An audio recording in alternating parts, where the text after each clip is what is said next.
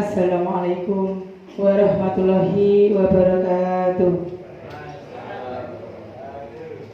Bismillahirrahmanirrahim. Assalatu wassalamu ala asrafil anbiya'i wal mursalin Sayyidina wa maulana Muhammadin wa ala alihi wa ashabi ajma'in. Amma ba'du. Kepada yang terhormat Ibu Kepala Sekolah SD Negeri Jono 1, kepada yang terhormat Bapak Ibu Guru SD Negeri Jono 1 dan para undangan yang berbahagia. Pertama-tama marilah kita panjatkan puja dan puji syukur kehadirat Allah Subhanahu wa taala atas limpahan rahmat dan hidayahnya kita semua bisa hadir pada acara siang hari ini. Kedua kalinya tak lupa selawat serta salam tetap terimpakan kepada junjungan kita Nabi besar Muhammad Sallallahu Alaihi Wasallam.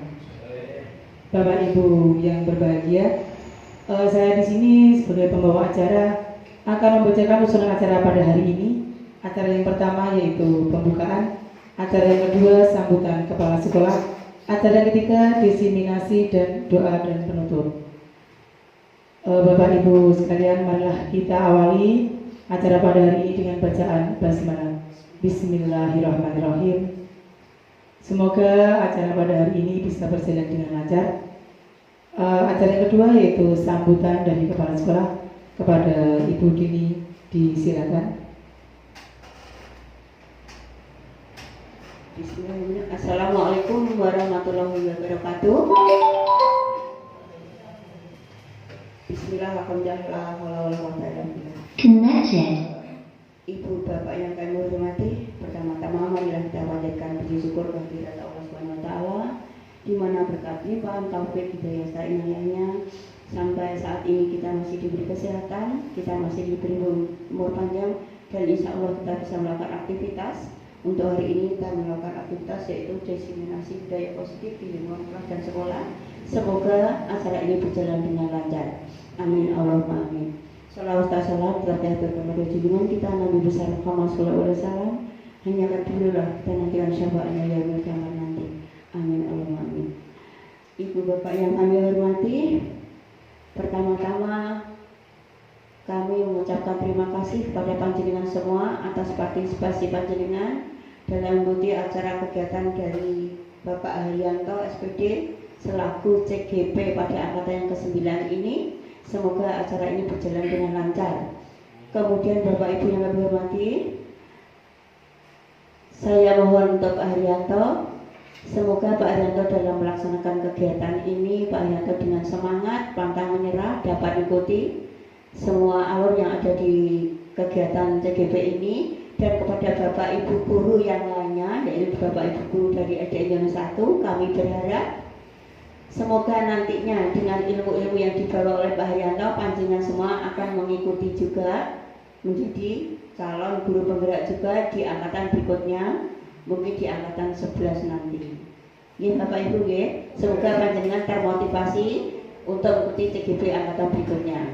Kemudian Pak Haryanto kami mohon untuk berikutnya setelah jenengan mendapatkan ilmu yang tak terhingga dari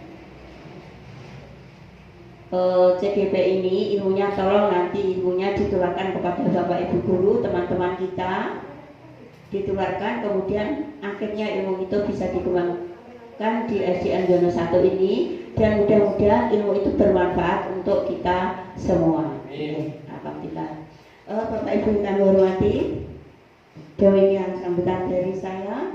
Yang jelas saya selaku kepala sekolah dari SD Jono 1 ini berharap panjenengan akan mengikuti jejak langkah dari Pak Haryanto, dan Pak Haryanto juga akan menimba ilmu setinggi mungkin dan akan ditularkan kepada kita semua. Demikian Bapak Ibu yang hormati, sambutan dari saya. Assalamualaikum warahmatullahi wabarakatuh. Terima kasih atas sambutan dari Ibu Kepala Sekolah. Kita lanjutkan acara yang ketiga yaitu diseminasi budaya positif di lingkungan kelas dan sekolah. Waktu dan tempat saya serahkan kepada Bapak Haryanto SPD.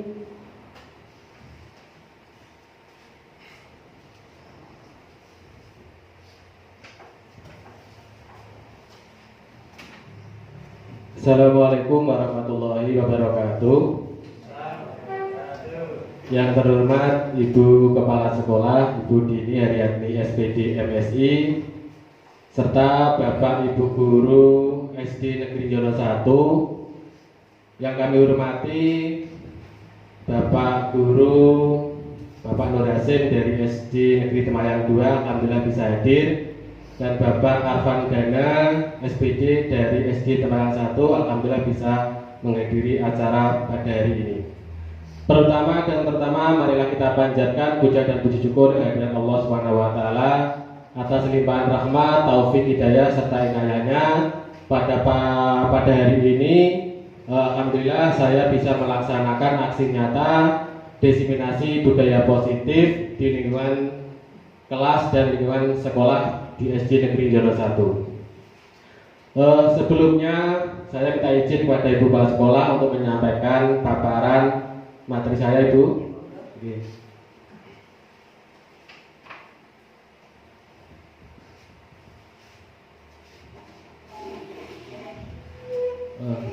Bapak Ibu yang saya hormati, di sini saya akan memaparkan tentang materi diseminasi budaya positif di lingkungan kelas dan sekolah. Latar belakangnya adalah filosofi pendidikan menurut Ki Hajar Dewantara. Pendidikan menuntun segala kodrat yang ada pada anak agar mereka dapat mencapai keselamatan dan kebahagiaan yang setinggi-tingginya, baik sebagai manusia maupun sebagai anggota masyarakat. Ini adalah latar belakang filosofi pendidikan menurut Ki Hajar Dewantara. Seorang pendidik harus dapat menuntun dan membimbing anak dengan penuh kasih sayang sesuai apa yang mereka butuhkan tanpa memaksakan kehendak, melayani segala bentuk kebutuhan metode belajar anak yang berbeda-beda atau berorientasi pada anak, memberikan kebebasan kepada anak untuk mengembangkan ide, berpikir kreatif, mengembangkan bakat atau minat anak. Ini namanya merdeka belajar. Tapi kebebasan itu bukan berarti kebebasan mutlak. Perlu tuntunan dan arahan supaya anak didik tidak kehilangan arah dan membahayakan dirinya, terbuka dan selalu mengikuti perkembangan zaman yang ada dengan tetap memperhatikan karakter dan nilai-nilai budaya bangsa sendiri. Tujuannya yang pertama adalah mewujudkan budaya positif di lingkungan sekolah. Yang kedua, budaya positif di sekolah dapat membentuk karakter murid, guru, dan visi misi sekolah. Yang ketiga, menjadikan perubahan di sekolah untuk mewujudkan merdeka belajar dan mewujudkan profil pelajar Pancasila. Itu Bapak Ibu tujuannya dari Ki Hajar Dewantara. Bapak Ibu, di sini ada pertanyaan pematik. Silakan Bapak Ibu bisa memberi jawaban menurut Bapak Ibu bagaimana ini. Apakah Anda setuju dengan pertanyaan ini? Yang pertama, hukuman dapat mendisiplinkan anak. Ini menurut Bapak Ibu setuju atau tidak ini? Tidak, ya. Yang kedua, pemberian hukuman dengan hal positif seperti membaca atau membersihkan halaman sekolah itu dapat meningkatkan disiplin anak. Gimana menurut Bapak Ibu? Setuju atau tidak ini? Setuju. Ya, pertanyaan yang nomor 3, memberikan penghargaan itu dapat meningkatkan motivasi belajar anak. Gimana ini nomor 3? Memberikan penghargaan itu apakah dapat meningkatkan motivasi belajar atau tidak pada anak itu? Ya. Coba nanti kita ke belakang kita pahami bersama-sama. Bapak Ibu, di sini ada perubahan paradigma. Di sini ada kegiatan kepalan tangan. Di sini ada A dan B. A itu sebagai Anda dan B adalah teman Anda. Bapak Ibu, saya minta bantuan dari Bapak Ibu keikhlasannya untuk memperagakan paradigma ini. Ada yang sebagai A, ada yang sebagai B. Tugasnya, ya, yang A ini sobeklah secari kertas kecil, tuliskan benda atau sesuatu yang sangat berharga untuk Anda. Jadi A ini menulis suatu benda di dalam kertas, ya. Menurut Bapak Ibu benda itu sangat berharga. Letakkan di salah satu tangan Anda dan genggam benda sesuatu tersebut dengan segala daya. Buatlah sebuah kepalan seperti gini, digenggam.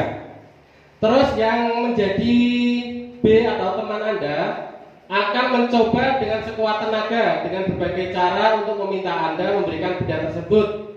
B bisa membujuk, ya, membujuk, mengancam, menghardik, merayu, menyuap, apa saja akan dapat membuka kepalan tangan Anda.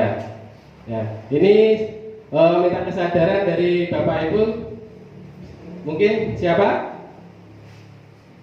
Bu Ira, apa Bu Terwati? Ya monggo, Bu Terwati sama Pak Fendi diperagakan di depan, tidak apa-apa.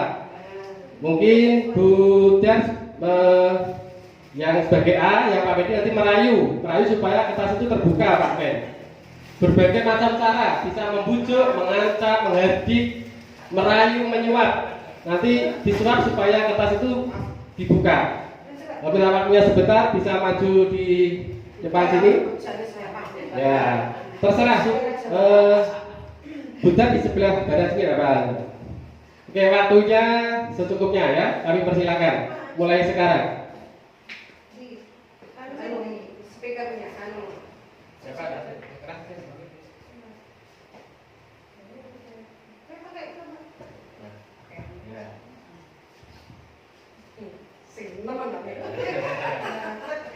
Ini kira-kira saya menebak dengan setulus hati.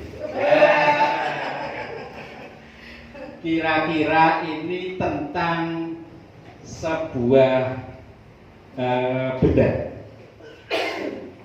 Iya, betul. Mungkin sangat diidolakan oleh Bu Darwati. Ketika nanti saya bisa menebak, tolong ditunjukkan tulisannya. Siap, ya. Bisa merayu ya, mengancam, menghardik, diancam tidak apa-apa, dirayu, disuap, disuap tidak apa-apa. Iya. Iya. Besok Minggu kebetulan kita mau ke webinar. Ya, untuk bisa itu ditunjukkan ke saya ajak bareng, kemudian saya traktir sepuasnya. Boleh nggak? Enggak Pak, enggak bisa. Soalnya ini adalah barang yang paling aku sukai. Jadi tetap saya tidak bisa membukanya. Wes, supporter wes. Baju wes. Maaf ya Pak ya, tetap tidak bisa Pak. Ini kan benda yang paling aku sukai. Kan nggak mungkin toh aku bilang ke orang-orang ini kesukaanku benda. Ini rahasia loh Pak, rahasia saya sendiri. Jadi nggak boleh. Wes, angel Pak. Rekreasi, traktir gratis, souvenir sak jupuke sulit untuk dirayu. Sampai dipakai set. Kekeh. Mungkin ada langkah terakhir bisa menghardik atau mengancam.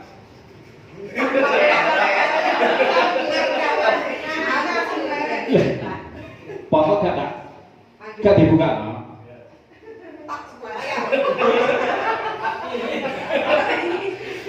Tak tinggal ning BBM. Gimana ya? Kan saya bisa pergi sendiri, nggak apa-apa, ditinggal aja.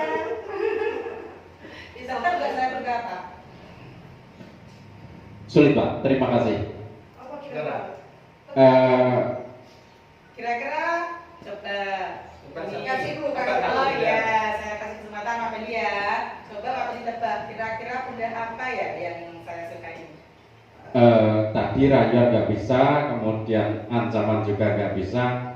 Saya coba menebak. Ya. Mungkin itu biasanya, nah,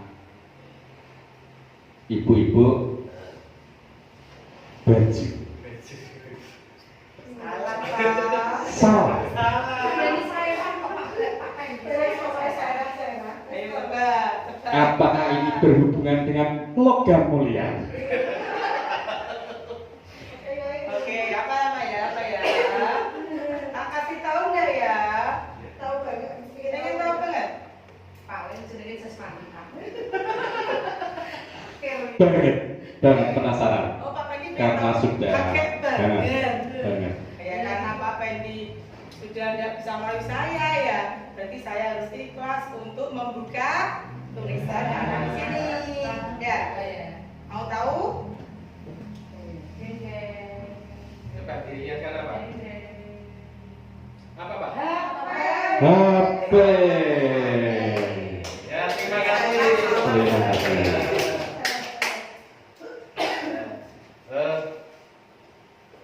Terima kasih atas kesediaan Bapak Ibu untuk memperagakan perubahan paradigma, sebuah kegiatan kepala tangan ya. Jadi intinya kegiatan ini adalah seseorang itu tidak bisa mengontrol orang lain ya, hanya dirinya sendiri yang bisa mengontrol ya, karena ini adalah faktor dari intern ya. Saya lanjut. Perubahan paradigma atau teori kontrol atau ilusi kontrol ya. Ini ada beberapa ilusi. Yang pertama, ilusi guru mengontrol murid. Yang kedua, ilusi bahwa kritik dan membuat orang merasa bersalah dapat menguatkan karakter. Ketiga, ilusi bahwa semua penguatan positif, efektif dan bermanfaat. Selanjutnya, ilusi bahwa orang dewasa memiliki hak untuk memaksa. Ini adalah sebuah ilusi ya. Perubahan paradigma atau stimulus respon teori kontrol. Siapa sesungguhnya yang memiliki kontrol? Ini Bapak Ibu, stimulusnya kita mencoba mengubah orang agar berpandangan sama dengan kita. Di teori kontrolnya kita berusaha memahami pandangan orang lain tentang dunia. Yang kedua, perilaku buruk dilihat sebagai suatu kesalahan. Teori kontrolnya semua perilaku memiliki tujuan.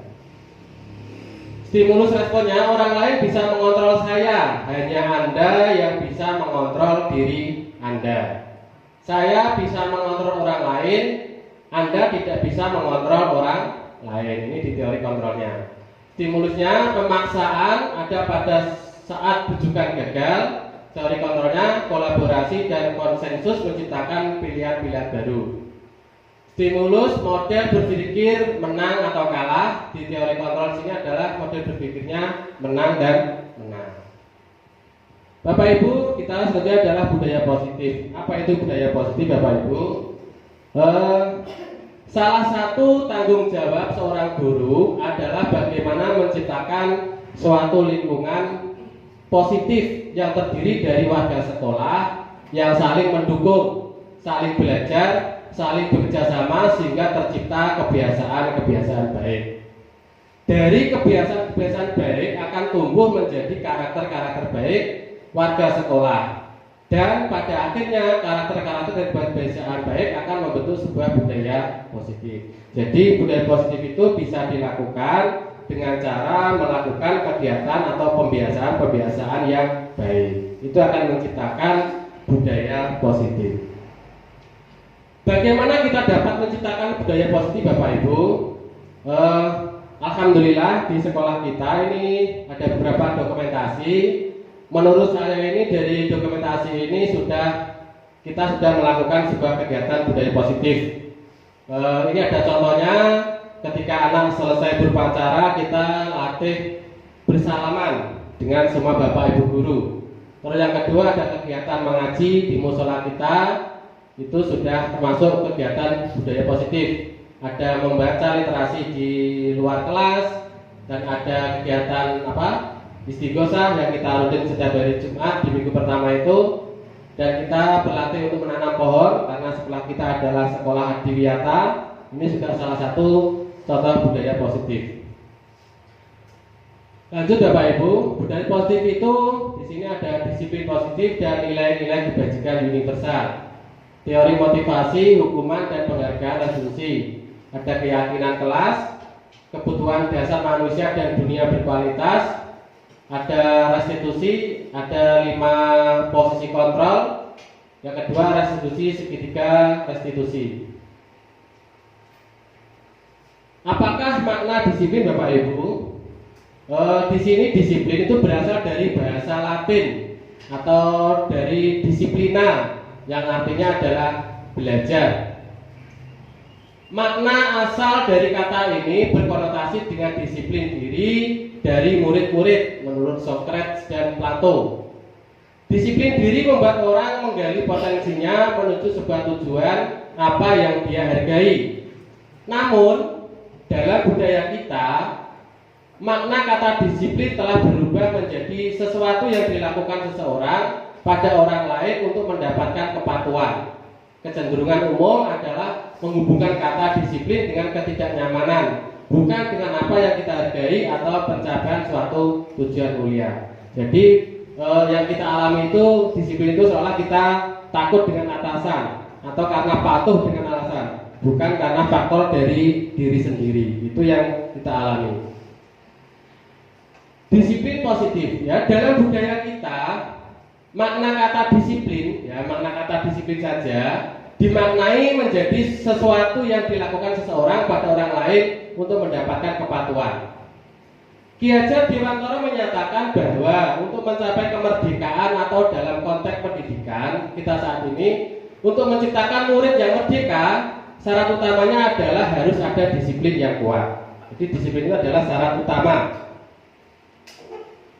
Disiplin yang dimaksud adalah disiplin diri yang memiliki motivasi internal. Jika kita tidak memiliki motivasi internal, maka kita memerlukan pihak lain untuk mendisiplinkan kita atau motivasi eksternal, karena berasal dari luar bukan dari dalam diri kita. Dan ternyata kalau kita tidak bisa mendisiplinkan diri, kita perlu bantuan orang lain untuk mendisiplinkan kita. Itu adalah faktor eksternal. Itu Bapak Ibu tentang disiplin.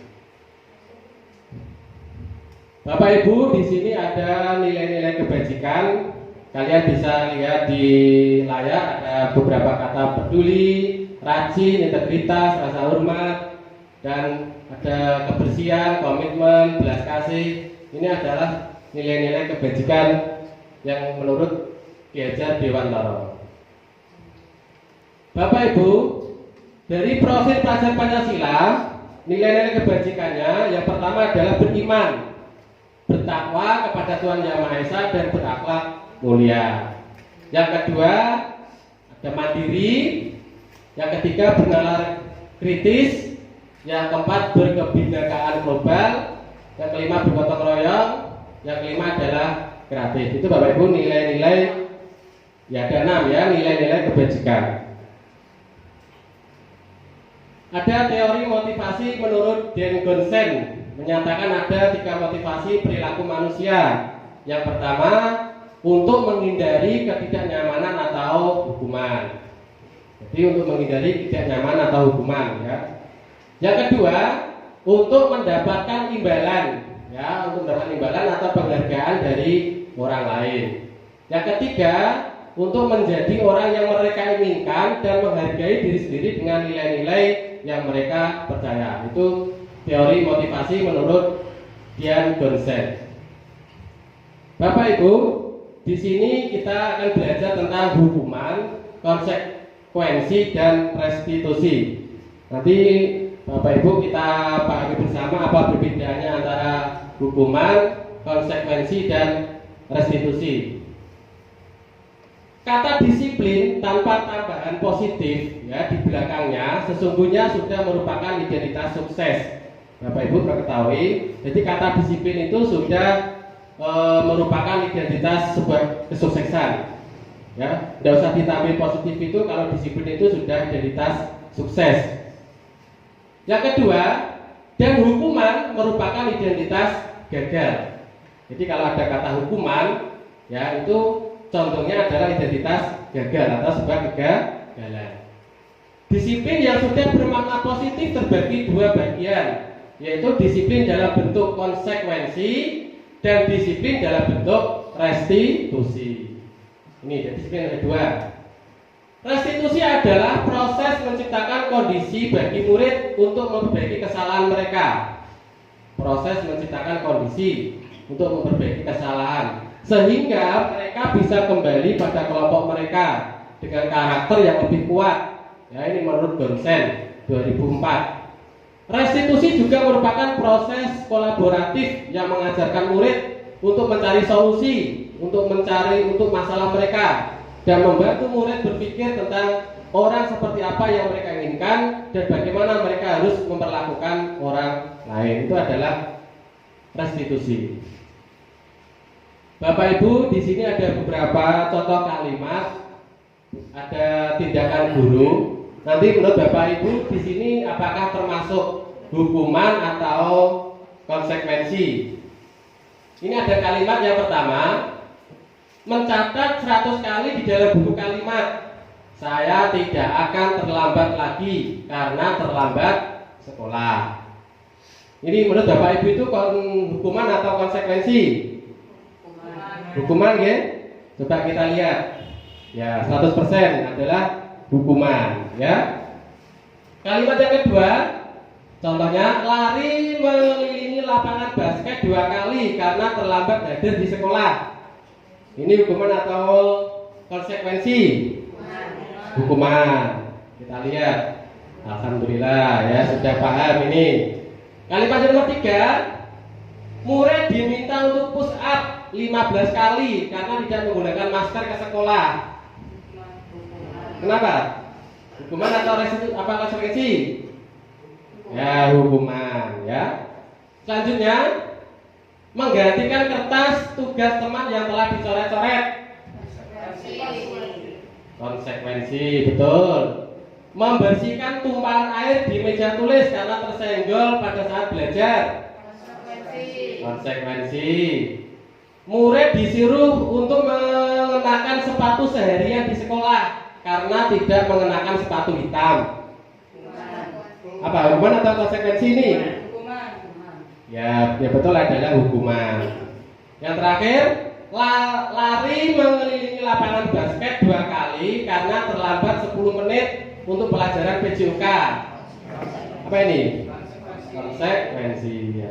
Bapak Ibu, dari kesimpulan kalimat ini kira-kira apa bedanya hukuman sama konsekuensinya itu? Kita simpulkan bagaimana? Jadi hukuman itu apa ya? Tidak ada hubungannya dengan yang dia lakukan, ya. Jadi antara anak dan guru itu mungkin belum tahu, ya. Anak bahkan tidak tahu yang dia lakukan. Tiba-tiba guru memberi hukuman. Kalau konsekuensi, jadi anak itu melakukan sesuatu, ya, tetapi yang dilakukan itu ada hubungannya. Contoh di sini, menggantikan kertas tugas teman yang telah dicoret-coret. Jadi anak itu mencoret-coret kertas, akhirnya disuruh menggantikan kertas. Jadi ada hubungannya yang dilakukan. Itu bedanya hukuman sama konsekuensi. Kalau konsekuensi contohnya ini, mencatat 100 kali karena dia terlambat. Apa hubungannya terlambat dengan mencatat 100 kali? Itu kan tidak ada hubungannya. Itu Bapak Ibu. Bapak Ibu, di sini ada tabel perbedaan antara hukuman dan konsekuensi. Hukuman itu sesuatu yang menyakitkan harus terjadi, ya, sakit. Kalau konsekuensi sesuatu yang harus terjadi, mungkin tidak sakit ini ya. Terus membuat anak sakit fisik maupun hati untuk jangka waktu lama. Jadi hukuman itu waktunya lama, bahkan anak itu sulit melupakan, ya. Terus konsekuensinya membuat anak merasa tidak nyaman dalam jangka waktu pendek. Ini hanya jangka waktu pendek, mungkin 1 minggu, 2 minggu, 1 bulan sudah lupa. Kalau hukuman itu mungkin bertahun-tahun masih ingat, ya. Terus anak membenci kedisiplinan. Ternyata kalau diberi hukuman itu anak makin membenci untuk kata-kata disiplin. Kalau konsekuensi anak menghargai disiplin. Hukuman itu merupakan paksaan, ya, dipaksa. Kalau konsekuensi stimulus atau tanggapan. Kalau hukuman mendorong anak menyakiti diri sendiri. Kalau konsekuensi mendorong anak agar mudah menyesuaikan diri. Itu adalah perbedaan antara hukuman dan konsekuensi. Bapak Ibu, di sini ada restitusi, yaitu sebuah cara menanamkan disiplin positif pada murid. Ya. Restitusi bukan untuk menebus kesalahan, namun untuk belajar dari kesalahan. Ini adalah restitusi. Restitusi merupakan memperbaiki hubungan. Jadi memperbaiki hubungan mungkin antara guru dengan murid, murid dengan murid, guru dengan guru itu bisa dengan cara restitusi. Ya. Restitusi adalah tawaran, bukan paksaan. Jadi tawarkan, jangan dipaksa ya. Restitusi menuntun untuk melihat ke dalam hati. Restitusi mencari kebutuhan dasar yang mendasari tindakan. Restitusi diri adalah cara yang paling baik. Nah, ini adalah sebuah cara untuk menanamkan disiplin bersih pada murid. Bapak Ibu, di sini ada sebuah tabel, ada identitas gagal dan ada identitas sukses. Kalau identitas gagal itu adalah sebuah hukuman dan ini sudah tergolong kategori negatif. Ya, hukuman itu sesuatu yang menyakitkan, tadi sudah saya sampaikan. Ya, untuk identitas sukses itu adalah disiplin. Disiplin itu ada dua, konsekuensi dan restitusi. Kalau konsekuensi itu adalah netral, ya. Kalau restitusi itu adalah ke positif. Jadi yang kita pakai untuk permasalahan itu adalah restitusi ini sudah menuju positif atau yang baik. Ini ada beberapa kalimat, ya. Bapak Ibu, selanjutnya adalah keyakinan kelas, ya. Di sini ada pertanyaan, mengapa keyakinan kelas, mengapa tidak peraturan kelas saja? Ya, keyakinan yaitu nilai-nilai kebajikan universal. Tadi Bapak Ibu sudah melihat tabel nilai-nilai kebajikannya. Terus memotivasi, tergerak dan bersemangat untuk menjalankan keyakinan. Terus visi misi sekolah.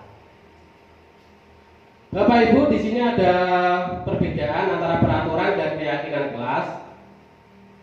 Tadi kalau peraturan kelas ya itu selalu kembali, ini ada contohnya, selalu kembalikan buku ke tempatnya. Ini contoh peraturan. Kalau keyakinan kelas ini adalah sebuah tanggung jawab. Dilarang mengganggu orang lain.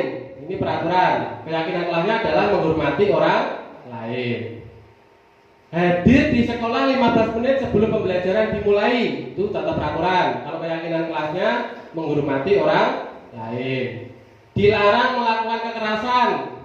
Keyakinan kelasnya adalah keselamatan, menghormati orang lain. Itu Bapak Ibu ada beberapa contoh kalimat perbedaan peraturan dan keyakinan kelas. Nah, sekarang Bapak Ibu coba kalian lihat. Di sini ada contoh manakah menurut Bapak Ibu yang termasuk keyakinan kelas? Mengapa ada nomor 1 dan nomor 2? Kira-kira nomor berapa Bapak Ibu? Nomor 2 Pak. Nomor 2, ya ini nomor 2. Ini Pak Nur ya, Pak Nur Syam menjawab nomor 2. Mungkin kenapa Pak Nur kok pilih nomor 2 ini? Kalau yang nomor 1 itu lebih ke peraturan. Kalau nomor 1 lebih condong ke peraturan. Ya, kalau nomor 2 ini lebih condong ke keyakinan kelas. Sama-sama ya. Ini perbedaannya adalah di sini. Ada depannya itu menggunakan kata kami ya. Kalau kami itu kan sudah mencakup antara kita, guru dengan murid dan siswa ya. Jadi ada dua pihak itu saling tahu ya apa yang disepakati ya. Itu cirinya untuk membuat keyakinan kelas. Bapak Ibu, di sini saya kemarin sudah mencoba mempraktekkan keyakinan kelas. Keyakinan kelas itu kita buat di awal semester Bapak Ibu, minimal 1 semester 1 kali ya. Boleh 1 tahun boleh, tapi lebih baiknya minimal 1 semester itu kita buat keyakinan kelas itu 1 kali ya. Ini ada beberapa contoh. Bapak Ibu, di sini ada praktek pembuatan keyakinan kelas. Nanti linknya saya share di grup saja, oke? Nanti Bapak Ibu bisa melihat video praktek pembuatan keyakinan kelas. Nanti saya share di grup sekolah. Oke, ya Bapak Ibu ya. Karena mungkin Bapak Ibu hari ini ada kepentingan lain mungkin. Bapak Ibu, selanjutnya adalah kebutuhan dasar manusia. Bapak Ibu, di sini menurut Dr. William Glasser ada 5 dasar kebutuhan manusia. Yang pertama adalah kebutuhan untuk bertahan hidup atau survival. Ini yang pertama. Yang kedua adalah kasih sayang, belonging. Bahasa Inggrisnya apa ini? Bacanya apa ini? Belonging. Terus yang ketiga kebebasan atau freedom. Belonging ya, belonging.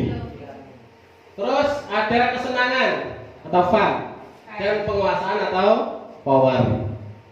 Menurut Bapak Ibu dari kelima ini yang sangat penting yang mana?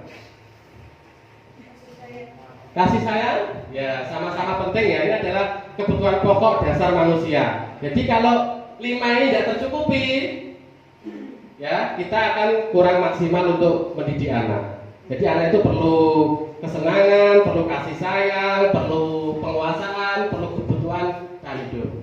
Semua orang senantiasa berusaha untuk memenuhi kebutuhannya dengan berbagai cara. Bila mereka tidak mendapatkan kebutuhannya dengan cara yang positif, mereka bisa melanggar peraturan dan melakukan hal yang tidak sesuai dengan nilai-nilai kebajikan. Jadi ini kalau 5 ini tidak tercukupi, anak itu bisa melakukan hal-hal yang tidak sesuai dengan nilai-nilai kebajikan. Jadi anak itu bisa berbuat salah. Ya. Lanjut Bapak Ibu, di sini ada video pemahaman tentang kebutuhan dasar manusia. Ya, Bapak Ibu di YouTube itu sudah banyak contoh-contoh video. Nah, nanti linknya ini saya juga share di grup WA sekolah. Nanti Bapak Ibu bisa melihat di rumah dengan santai. Ya, besok nanti kalau setelah melihat kalau kurang paham, Bapak Ibu bisa sharing dengan saya. Itu Bapak Ibu ya. Ini tentang video pemahaman terkait kebutuhan dasar manusia. Bapak Ibu lanjut, ini adalah restitusi atau 5 posisi kontrol. Maaf. Yang pertama adalah penghukum. Ya. Yang kedua, pembuat merasa bersalah. Yang ketiga adalah sebagai teman. Yang keempat adalah sebagai pemantau. Yang kelima adalah sebagai manajer. Ini adalah restitusi 5 posisi kontrol. Bapak Ibu, yang pertama adalah penghukum. Nanti Bapak Ibu itu kita termasuk bagaimana? Termasuk yang mana? Apakah sebagai penghukum atau sebagai teman atau sebagai pemantau atau sebagai manajer? Yang pertama adalah penghukum. Seorang penghukum bisa menggunakan hukuman fisik maupun verbal. Orang-orang yang menjalankan posisi penghukum senantiasa mengatakan bahwa sekolah memerlukan sistem atau alat yang dapat lebih menekan murid-murid lebih dalam lagi. Biasanya penghukum itu bahasanya menggunakan suara tinggi, suaranya banter nyentak-nyentak, bahasa tubuh, mata melotot, dan jari menunjuk-nunjuk atau menghardik. Ini adalah orang sebagai penghukum. Di sini ada contoh kalimatnya. Terlambat lagi, pasti terlambat lagi, selalu datang terlambat. Kapan bisa datang tepat waktu? Nah, itu contoh kalimatnya adalah seorang sebagai penghukum. Sekarang tanyakan kepada diri Anda Bapak Ibu, bagaimana perasaan murid bila guru berbicara seperti itu pada saat murid datang terlambat? Tentu murid akan gimana Bapak Ibu? Kalau kita bicara seperti itu, murid akan down, ya mungkin murid malah jengkel, malah mangkel dengan gurunya, ya. Hasilnya, ya kemungkinan murid menjadi marah dan mendendam. Jadi murid itu akan menjadi marah dan dendam atau bersifat agresif. Bisa jadi sesudah kembali duduk, murid tersebut akan mencoret-coret bukunya atau meja tulisnya. Lebih buruk lagi, sepulang sekolah murid melihat motor atau mobil bapak ibu guru dan akan menggores kendaraan tersebut dengan paku. Nah, ini hasilnya. Jadi hasilnya itu akan lebih parah yang kita bayangkan kalau kita adalah sebagai penghukum. Kalau bisa kita hindari Bapak Ibu, ya. Yang kedua adalah pembuat merasa bersalah. Pembuat merasa bersalah. Pada posisi ini biasanya guru akan bersuara lebih lembut. Pembuat merasa bersalah akan menggunakan menimbulkan keheningan yang membuat orang lain mereka tidak nyaman, bersalah atau rendah diri. Pembuat merasa bersalah ini nadanya adalah melas, halus, sedih. Ya, bahasa tubuhnya itu merapat pada anak atau lesu, ya, melas. Ini ada contoh kalimatnya. Adi, kamu ini bagaimana ya? Kamu sudah berjanji dengan ibu tidak akan terlambat lagi. Kamu kenapa ya? Senang sekali mengecewakan ibu. Ibu benar-benar kecewa sekali. Nah, jadi ngomong itu melas, sedih. Ya. Bagaimana perasaan murid bila ditegur seperti cara itu? Kira-kira bagaimana? Murid akan merasa bersalah. Ya. Hasilnya murid akan merasa bersalah. Bersalah telah mengecewakan ibu atau bapak gurunya. Murid akan merasa menjadi orang yang gagal dan tidak sanggup membahagiakan orang lain. Kadangkala sikap seperti ini lebih berbahaya dari sikap penghukum karena emosi akan tertanam rapat di dalam. Murid menahan perasaan, tidak seperti dalam posisi guru penghukum, di mana murid bisa menumpahkan amarahnya walaupun dengan cara negatif. Murid tertekan seperti inilah yang tiba-tiba meletus amarahnya dan bisa menyakiti diri sendiri atau orang lain. Ternyata pembuat merasa bersalah ini lebih bahaya daripada penghukum. Ya, jadi Rasul ini diempet sewaktu-waktu akan katanya meletus, akan amarahnya meletus, lebih bahaya daripada penghukum. Yang kedua, Bapak Ibu, adalah guru sebagai teman. Ya, guru sebagai teman. Guru pada posisi ini tidak akan menyakiti murid, namun akan tetap berupaya mengontrol murid melalui persuasi. Posisi teman pada guru bisa negatif ataupun positif. Positif di sini berupa hubungan baik yang terjalin antara guru dan murid. Guru di posisi teman menggunakan hubungan baik dan humor untuk mempengaruhi seseorang. Hal negatif dari posisi teman adalah bila suatu saat guru tersebut tidak membantu, maka murid akan kecewa dan berkata, saya pikir bapak itu teman saya. Murid merasa dikecewakan dan tidak mau lagi berusaha. Hal ini yang mungkin timbul adalah murid hanya akan bertindak untuk guru tertentu dan tidak untuk guru lainnya. Murid akan ketergantungan pada guru tersebut. Jadi ada segi negatif dan segi positif. Kalau guru sebagai teman itu merasa ketergantungan. Kalau ada masalah sedikit-dikit langsung disampaikan kepada gurunya karena guru di sini sebagai teman. Nadanya di sini ada ramah, akrab, ya, bercanda, bahasa tubuhnya merapat, dan murid matanya dan senyumnya, yaitu jadi mata dan senyumnya itu luar biasa. Jadi bersenyum. Di sini ada kalimatnya, Adi, bagaimana sih kamu? Kemarin kamu sudah janji ke bapak bukan? Kenapa terlambat lagi? Sambil tertawa ringan. Jadi bilang seperti sambil tertawa, ya. Ya sudah, tidak apa-apa. Duduk dulu sana, nanti Pak Guru bantu. Kamu ini sambil tersenyum-senyum. Bagaimana perasaan murid dengan sikap guru seperti itu? Ya. Hasilnya, murid akan merasa senang dan akrab dengan guru. Ini termasuk dampak yang positif. Dan positifnya itu berarti akrab dengan guru.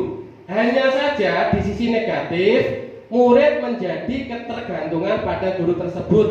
Bila ada masalah, dia merasa mengandalkan guru tersebut untuk membantunya. Akibat lain dari posisi teman, anak hanya akan berbuat sesuatu bila yang menyuruh adalah guru tersebut.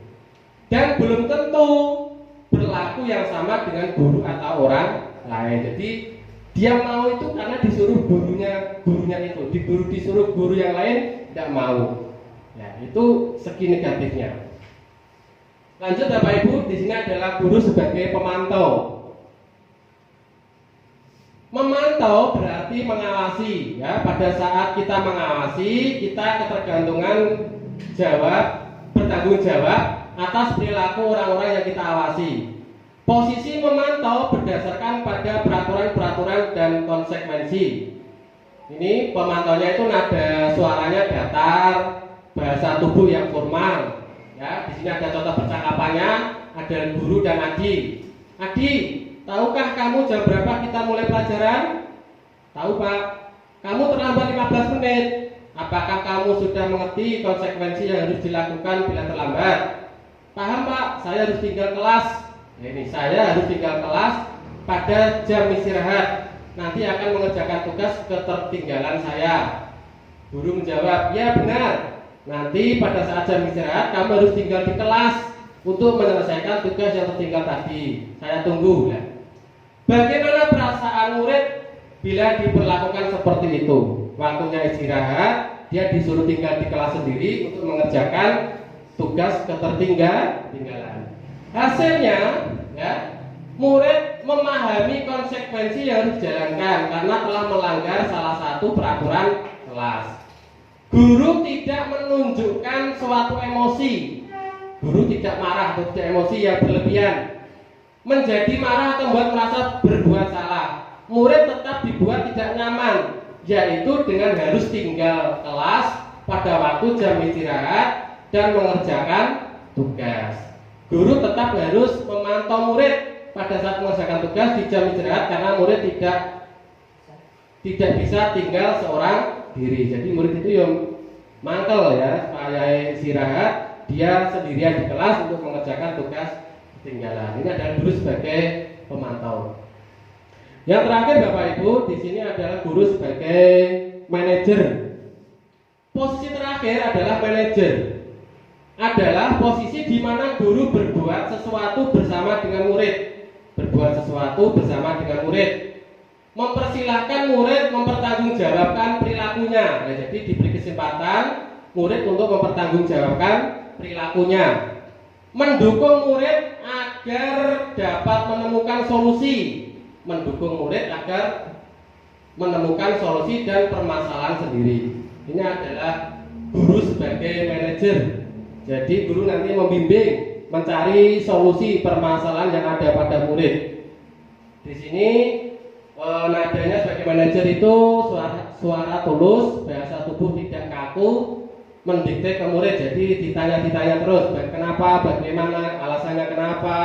Ya, jadi diberi solusi dan ditanya masalahnya dulu, terus kita membantu memberi solusi. Di sini ada contoh percakapannya, ada guru dan adik.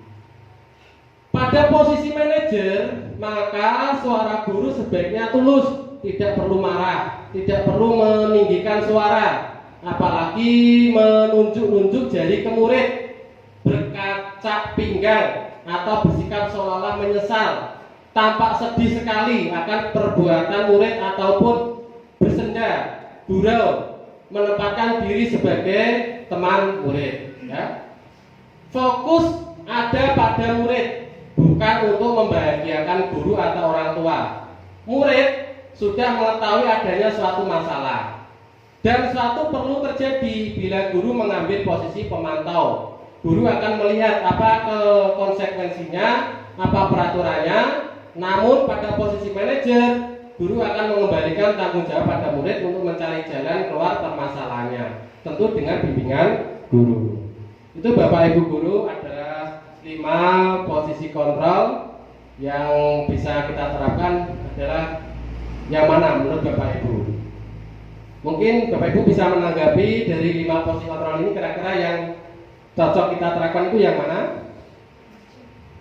Gimana Bu Yus? Oh, yang guru sebagai manajer ya? Ya, menurut saya juga seperti itu ya. Guru adalah sebagai manajer. Kita misalnya murid ada masalah, kita tanya, kita terus diberi solusi. Bukan sebagai penghukum, bukan sebagai teman, bukan sebagai pemantau. Nah, itu.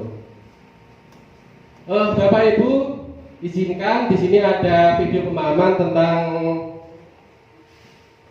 5 posisi kontrol.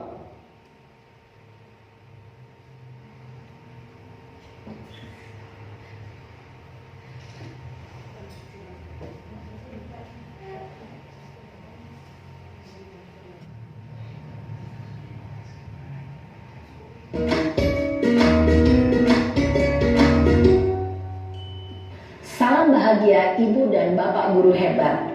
Dalam penerapan disiplin positif restitusi, salah satu program yang dikembangkan adalah 5 posisi kontrol.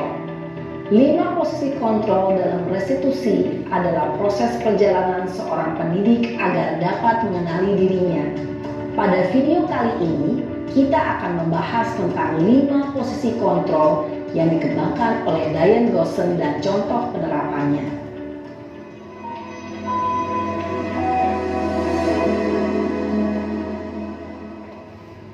5 posisi kontrol itu adalah: 1.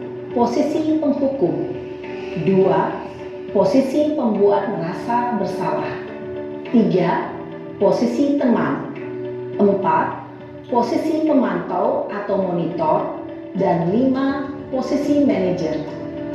Untuk lebih memahami kelima posisi tersebut, mari kita saksikan kasus Naren yang terlambat hadir 20 menit di sekolah dan melihat bagaimana kelima posisi kontrol dalam menghadapi masalah tersebut.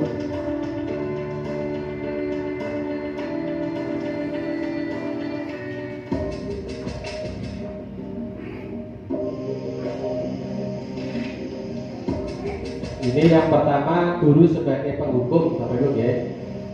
Naren, sini kamu. Selamat pagi, Bu. Selalu terlambat. Kamu deh, pasti terlambat. Maaf, Bu. Saya Apa? Apa coba? Alasan kamu apa lagi? eh, Kapan sih kamu tidak terlambat? Malas sekali ya kamu jadi anak. saya Dasar pemalas.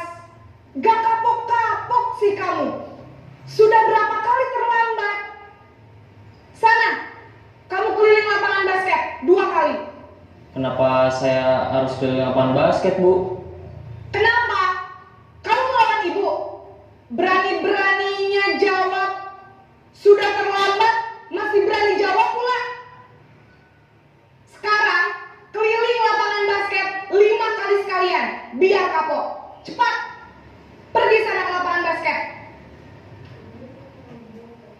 Posisi penghukum biasanya berbicara dengan nada tinggi, menghardik, menunjuk-nunjuk, menyakiti, dan menyindir. Hukuman bisa berupa fisik maupun psikis. Ibu dan bapak guru hebat. Dampak yang terjadi pada murid ketika guru berada pada posisi penghukum adalah murid cenderung akan memberontak, bahkan menyimpan dendam.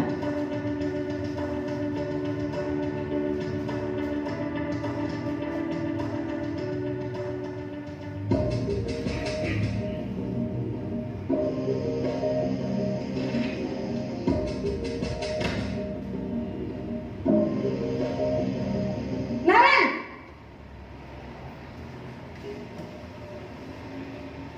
Selamat pagi, Bu. Naren. Kamu kenapa terlambat lagi, nak? Ya Tuhan, Naren. Kamu senang ya bikin ibu susah ya? Kalau kamu terlambat lagi, nanti ibu yang ditegur bapak kepala sekolah, nak. Disangka ibu tidak bisa membina kamu. Duh, gimana ini? Maaf, Bu. Duh, Gusti Naren. Kamu suka ya kalau ibu ditegur bapak kepala sekolah? Terus, sekarang ibu harus tulis apa ini di buku absen? Ini kamu sudah sering terlambat loh. Ibu harus apa coba? Maaf, Bu. Maaf sekali. Ya sudah, lain kali jangan bikin ibu susah lagi ya nak ya. Ibu tidak akan kuat lagi kalau kamu begini terus. Bisa jantungan kalau ibu ditegur bapak kepala sekolah. Sana cepat ke kelas. Maaf ya, Bu. Maaf sekali. Posisi pembuat rasa bersalah berbicara dengan nada tenang, cenderung lembut. Namun kata-kata yang diutarakan membuat murid merasa menjadi orang yang gagal, memandang buruk dirinya sendiri, merasa tidak berharga, dan tidak sanggup membahagiakan orang lain. Ketika guru mengambil posisi pembuat rasa bersalah, murid akan menganggap dirinya yang bersalah dan ia akan menyimpan emosi negatif tersebut di dalam dirinya.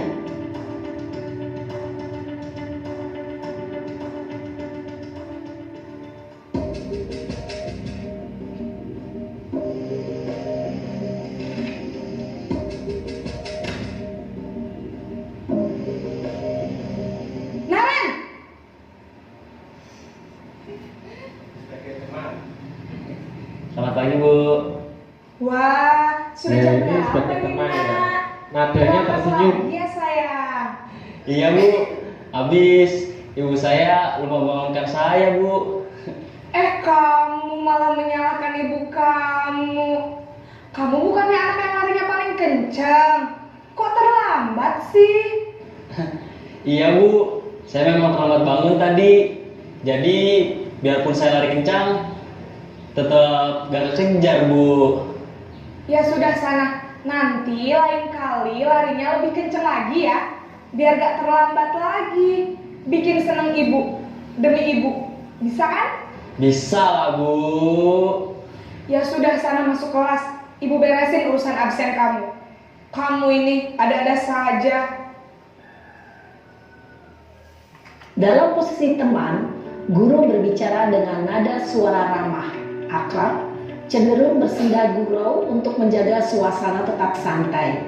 Murid akan merasa senang, aman, dan akrab dengan guru. Identitas yang tercipta adalah identitas sukses atau berhasil. Namun, perlu diingat, karena ini masih dorongan eksternal, maka ada faktor ketergantungan dari murid kepada orang tertentu. Di sini guru absennya, sehingga di lain waktu murid bisa berperilaku baik, namun hanya kepada orang-orang tertentu saja.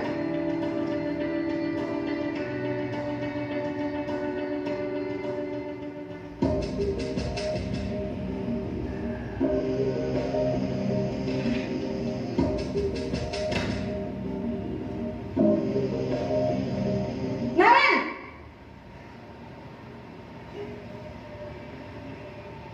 Selamat pagi Bu. Naren, apa peraturan sekolah kita tentang jam berapa kita harus masuk sekolah, nak? Kita harus di sekolah jam 7 Bu. Iya betul, sekarang sudah jam 7.20. Naren sudah tahu konsekuensinya jika terlambat hadir. Paham Bu, saya harus tinggal kelas pas jam istirahat selama 20 menit. Iya benar, konsekuensinya demikian. Jadi nanti jam 9.30 pas istirahat, kamu harus tinggal di kelas, kerjakan tugas tambahan untuk ketertinggalan kamu, ya? Baik Bu. Posisi pemantau mengandalkan penghitungan atau data untuk mengontrol murid. Guru mengarahkan murid berdasarkan peraturan dan konsekuensi. Seorang pemantau menunjukkan bahasa tubuh dan ekspresi wajah yang datar dan cenderung formal.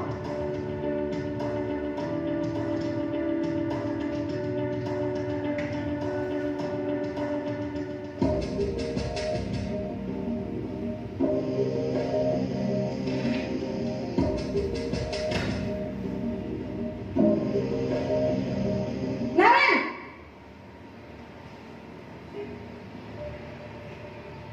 Selamat pagi Bu. Selamat pagi, Naren. Maaf Bu, saya terlambat. Iya, sekolah masuknya jam 7, sekarang sudah jam 7.20. Jadi sekarang bagaimana ini, Naren? Maaf Bu, saya lupa setel alarm saya semalam. Baiklah, menurut kamu, keyakinan sekolah yang mana yang perlu kamu tingkatkan? Menghargai diri sendiri dan orang lain mungkin ya Bu. Setuju. Jadi, apakah Naren meyakini prinsip saling menghormati tersebut? Iya Bu, saya meyakininya. Apakah Naren bersedia memperbaiki masalah keterlambatan ini? Bersedia Bu. Bagaimana kamu akan perbaiki masalah keterlambatan ini? Saya akan coba untuk tidak lupa menyetel alarm saya Bu. Baik, kalau Naren lupa menyetel alarm di rumah, ada orang yang kira-kira bisa bantu mengingatkan tidak? Ada Bu, kakak saya, Kak Emma. Ada lagi selain Kak Emma? Selain Kak Emma, ada ibu saya. Baik, jadi yang mengingatkan Naren adalah Kak Emma dan ibu kamu ya? Kira-kira akan mulai setel alarm kapan nih, Naren? Setelah pulang sekolah, akan segera saya lakukan. Baik, jadi Naren akan setel alarm untuk bangun besok pagi dan akan diingatkan oleh kakak dan ibunda Naren ya. Ada lagi yang mungkin perlu dilakukan, Naren, agar tidak terlambat bangun lagi? Tidak ada Bu. Baik, Naren, terima kasih untuk kerjasama kamu. Sekarang kamu perlu kembali ke kelas untuk belajar. Baik Bu, terima kasih. Posisi manajer adalah posisi kontrol yang disarankan untuk membimbing murid memiliki sikap disiplin yang positif, yaitu murid yang mandiri, bertanggung jawab, dan dapat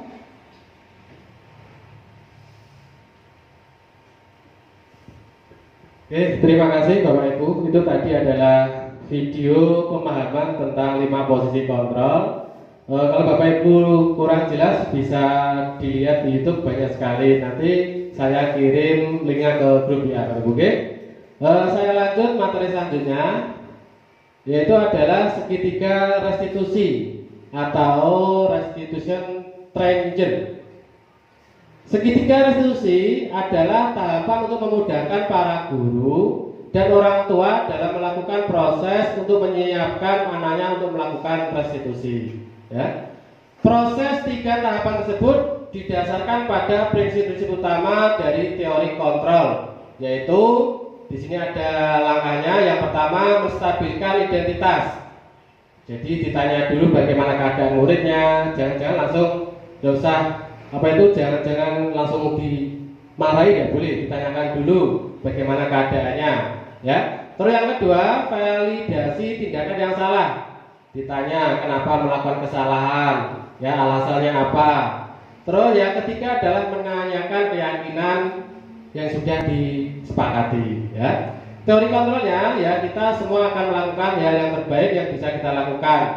Yang kedua, semua perilaku memiliki alasan. Kita semua memiliki motivasi internal. Itu adalah langkah dan teori dari segitiga restitusi. Bapak Ibu, di sini ada tabel. Jadi yang pertama adalah menstabilkan. Contoh kalimatnya itu, setiap orang pasti pernah melakukan kesalahan. Terus, kamu bukan satu-satunya yang pernah melakukan kesalahan. Ya. Terus yang validasi tindakan yang salah. Ini kalimatnya bisa menggunakan seperti ini. Kamu tentu punya alasan mengapa melakukan itu. Adakah cara yang lebih baik, lebih efektif untuk mendapatkan apa yang kamu butuhkan? Terus yang menanyakan keyakinan, pertanyaannya bisa seperti ini. Keyakinan kelas apa yang telah kita sepakati? Yang kedua, kamu ingin menjadi orang yang seperti apa? Itu contoh pertanyaan-pertanyaan untuk segitiga restitusi. Bapak Ibu, di sini adalah menstabilkan identitas. Ini ada contoh kalimat atau guru berkata, berbuat salah itu hal yang manusiawi. Tidak ada manusia yang sempurna. Bapak Ibu juga pernah berbuat salah. Kita pasti bisa menyelesaikan permasalahan ini. Bapak Ibu tidak tertarik untuk mencari tahu siapa yang benar, siapa yang salah. Bapak Ibu lebih tertarik untuk menyelesaikan masalah. Kalau kamu menyalahkan dirimu sendiri terus-menerus, apakah kamu bersikap baik pada dirimu sendiri?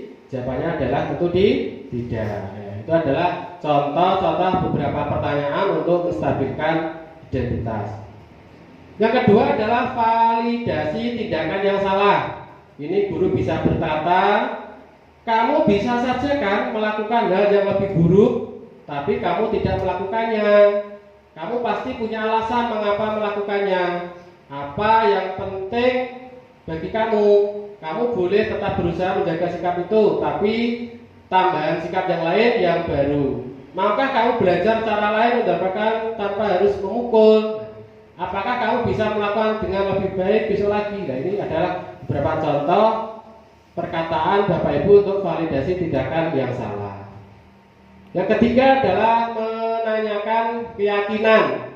Ini guru bisa berkata, apa nilai yang kita percaya di kelas atau di sekolah kita? Nilai-nilai yang universal, apa yang telah kita sepakati? Kelas yang ideal atau seperti apa sih? Ya, ini ada contoh-contoh kalimat. Kamu ingin jadi anak seperti apa? Apa yang kamu rasakan? Ketika kamu melakukan itu, kamu menjadi orang yang seperti apa? Ini adalah begitu ya, contoh-contoh beberapa kalimat guru untuk menanyakan keyakinan. Ibu, di sini ada Pak Her sudah melaksanakan video praktek segitiga restitusi, ya. Nanti biar lebih paham, nanti linknya ini saya share ya di grup sekolah. Nanti Bapak Ibu bisa melihat dengan santai, ya. Ini saya ambil dua kasus ada namanya si Paul dan Naila. Kemarin kasus pertama itu si Paul datang terlambat, akhirnya tidak piket kelas. Ya itu contoh. Terus yang kasus kedua Naila ini kemarin tidak mengerjakan PR agama. Ya, saya mendapat laporan dari guru agama bahwa Naila itu tidak mengerjakan PR agama. Ini contoh video praktek segitiga restitusi. Nanti linknya ini saya share di grup Bapak Ibu, oke? Bapak Ibu, itu materi yang dapat saya sampaikan. Sebelum saya akhiri, di sini ada kata penutup dari saya. Dalam membangun budaya positif, sekolah dapat menyediakan lingkungan yang positif, aman dan nyaman, agar siswa mampu berpikir, bertindak dan mencipta dengan merdeka, mandiri dan bertanggung jawab. Bagi seorang guru, kita harus mampu merefleksikan diri dalam posisi kontrol saat ini. Bagaimana seorang guru sebagai among atau manajer yang menuntut bagi murid-muridnya. Itu Bapak Ibu kata penutup dari saya. Apabila ada kata-kata saya kurang lebihnya, ya saya mohon maaf yang sebesar-besarnya. Sekian dan terima kasih. Salam guru penggerak, salam dan bahagia. Saya akhiri. Billahi taufik wal hidayah, wassalamualaikum warahmatullahi wabarakatuh. Bapak Ibu, sebelum saya kembalikan ke pembawa acara, mungkin Bapak Ibu bisa menanggapi atau bertanya tentang materi yang saya sampaikan tadi. Mungkin ada Bapak Ibu yang kurang jelas. Sudah jelas, Bu Irfana? Ya, ini Bu Irfana dari Guru Kedung Sumber 1 yang alhamdulillah bisa hadir. Tadi kemarin saya undang lewat grup WA, alhamdulillah bisa hadir ini. Mungkin Bapak Ibu guru yang dari Jono 1 sudah paham? Sudah? Alhamdulillah ya. Mudah-mudahan materi tadi yang saya sampaikan bermanfaat dan berguna bagi kita semuanya. Amin Allahumma amin. Acara selanjutnya kami kembalikan ke pembawa acara.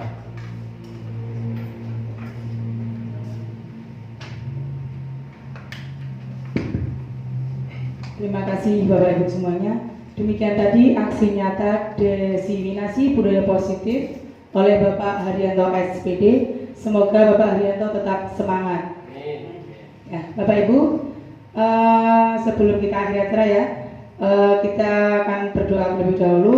Doa akan dipimpin oleh Bapak Abdul Basit. Ada Bapak Abdul Basit, disilakan.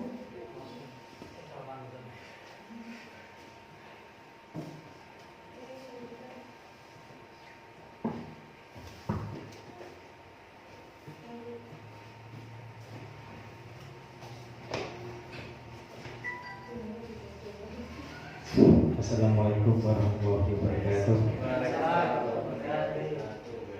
Allahumma sholli wa sallim ala sayyidina Muhammad wa ala ali sayyidina Muhammad. Alhamdulillahirabbil alamin.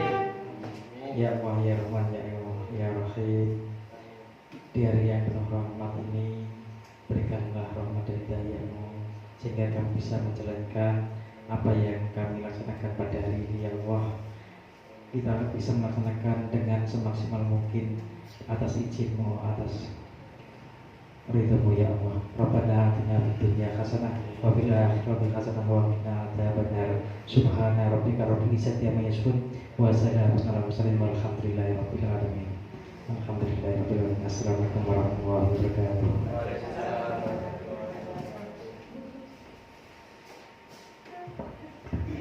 Terima kasih Bapak Ibu sekalian.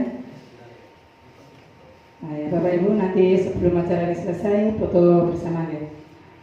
Sebelumnya saya di sini sebagai pembawa acara, mohon maaf yang sebesar-besarnya bila ada kata-kata saya yang kurang berkenan di hati Bapak Ibu semuanya. Saya akhiri wabillahi taufiq wal hidayah. Wassalamualaikum warahmatullahi wabarakatuh.